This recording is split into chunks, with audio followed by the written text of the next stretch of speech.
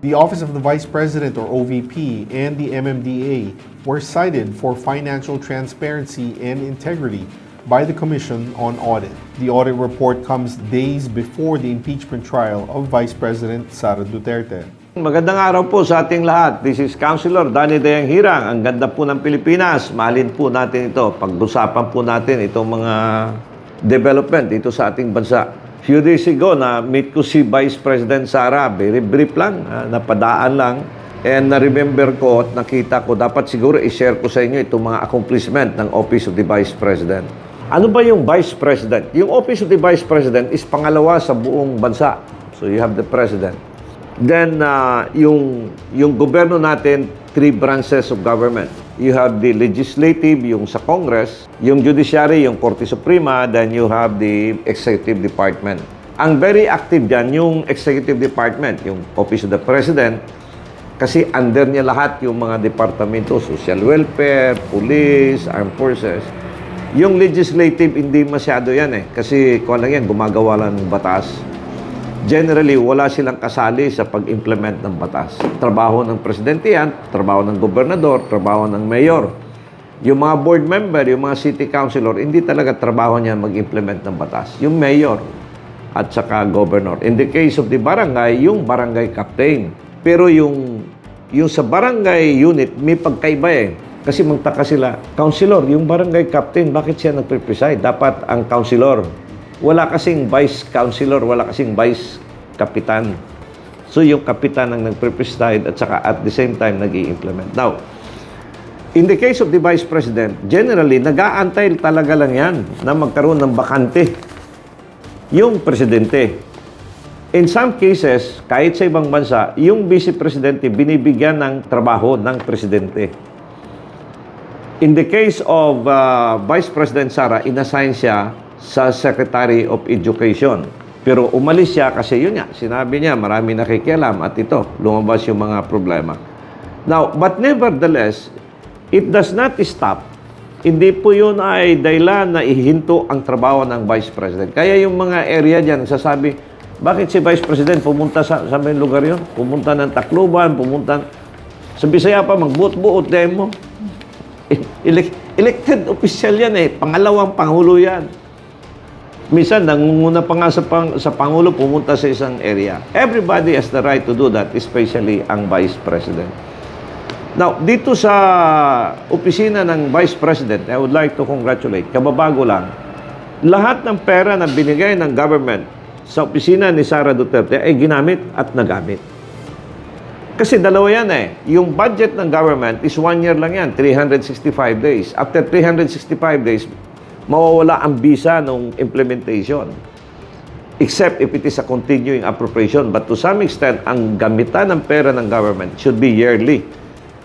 So, in the case of Vice President Sara, ay binigyan siya ng award ng Department of Budget Management. DBM issues a very satisfactory rating for OBP on budget utilization. Ang daming department kasi dyan, kahit dyan sa inyong mga opisina, sa gobyerno, sa private, meron nga budget pero hindi nagagamit.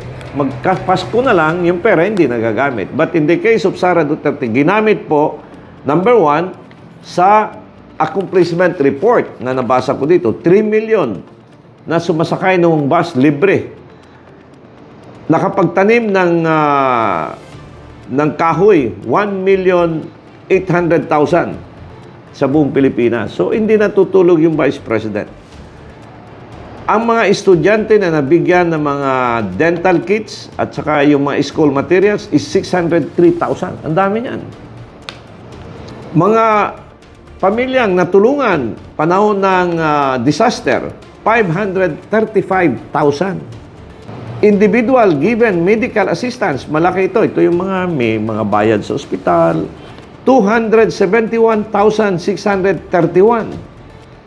Beneficiaries of prize program and food trucks. Yung mga binibigyan ng mga bigas, 231,604. Families given funeral assistance. Yung mga nabigyan ng mga binamatay, padadala ng suporta, 64,000. Ang daming patay na natulungan ng pamilya. Entrepreneurial supported, 4,400. So ito po, So, katakot-takot na accomplishment, actually, 1,000 ito eh. Walang hundreds dito natutulungan. Ang daming natutulungan ni Vice President Sara. Kahit tinanggalan pa ng budget ito. Binawasan ng budget. But because of the right leadership, they were able to utilize government funds accordingly based on what is the program given to the Office of the Vice President. Tapos ngayon, gusto nila ipa-impeach. Paano mo impeach yung tao? Nang daming, ubos nga yung pera sa tulong. Alam mo, yung mga sambayan ng Pilipino nanonood araw-araw dito sa Facebook. Bilib nga ako doon sa mga, tawag ito, mga vlogger. Ang dami, may kumakanta, alam mo, yung Pilipino talagang magaling. And kaya kahit anuin natin, hindi po nawawala yan. Kung ano talagang ginawa mo, yun ang lalabas. So hanggat sa muli, congratulations to the Office of the Vice President sa mga accomplishment po ninyo. And because of this, you were given an award by the Department of Budget Management. Congratulations to Vice President Sara and OBP sa lahat ng empleyado sa tulong ninyo sa ating sambayan ng Pilipino. God bless Philippines! This is Councilor Danny Dayang Hirang, ang ganda ng Pilipinas. Mahalin po natin ito. See you next time. Bye-bye for now. Political analyst, Danny Dayang Hirang, shares his commentaries and analysis on the latest issues. As a veteran public servant, offering his insights and critical thinking. As an educator, he speaks the truth that matters. Our seasoned legislator, Danny Dayang Hirang, is live every Monday, Wednesday, and Fridays.